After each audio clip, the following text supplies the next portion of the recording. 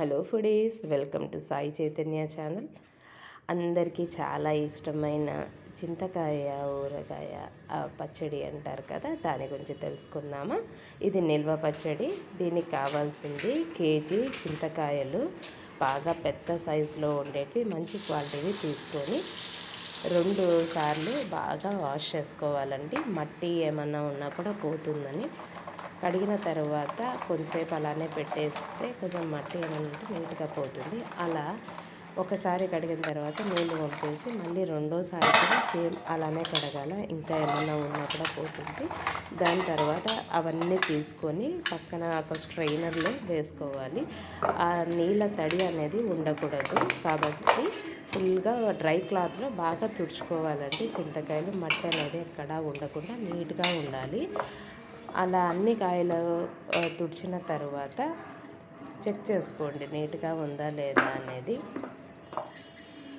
అంతా క్లీన్ అయిపోయిన తర్వాత చాపింగ్ బోర్డ్ తీసుకొని ఒక 1 ఇంచ్ సైజు ప్రతి చింతకాయని కట్ చేసుకోవాలి. చేసుకునేటప్పుడు ఏమన్నా బాగాలేకుంటే మనం అవి పక్కన పారేసేయాలండి. ఆ ఫ్రంట్ అండ్ బ్యాక్ ఉంటాయి కదా, అవన్నీ తీసేసి లోపల ఒకసారి చెక్ చేసుకోండి అది బాగుందా లేదా కాయ అనేది వెరీ ఇంపార్టెంట్. కొంచెం బ్లాక్ అట్లా ఏమన్నా ఉంటే పారేసేయండి. అట్లా అన్ని పీసెస్ చేసి పెట్టుకోవాలి. అలా చింతకాయలు అన్నీ తీసుకున్న తర్వాత మనం ఏమైనా కొంచెం తోకలు అలా ఉంటాయి కదా చిన్న చిన్నవి, అవి కూడా తీసేయాలి. పసుపు తీసుకోవాలి, 50 గ్రామ్స్ పసుపు.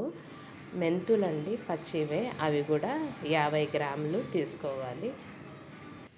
పచ్చిమిరపకాయలు 1.5 కేజీ అండి. కడిగి బాగా తుడుచుకోవాలి తడి లేకుండా. రాళ్ళ ఉప్పు 2 పావులు అండి, లేకుంటే 2 కప్స్ అంటాం కదా, అది తీసుకోవాలి. ఇవన్నీ కలిపి ఇంట్లో గ్రైండ్ చేసుకోవచ్చు, లేకుంటే బయట కూడా బయట వెట్ గ్రైండర్స్ కూడా వేసుకుంటారు కదా, అక్కడైనా ఇవ్వచ్చు. ఇప్పుడు మనము కొంచెం పోపు పెట్టుకోవడానికి చిన్న పెనంలో ఆయిల్ వేసుకోవాలి. ఆవాలు వేసుకున్న తర్వాత అది చిటపట అన్న తర్వాత ఇంగువ వేసుకోవాలి. ఇది కొంచెం పికిల్కి మనం ఇంట్లో రెగ్యులర్గా వాడడానికండి.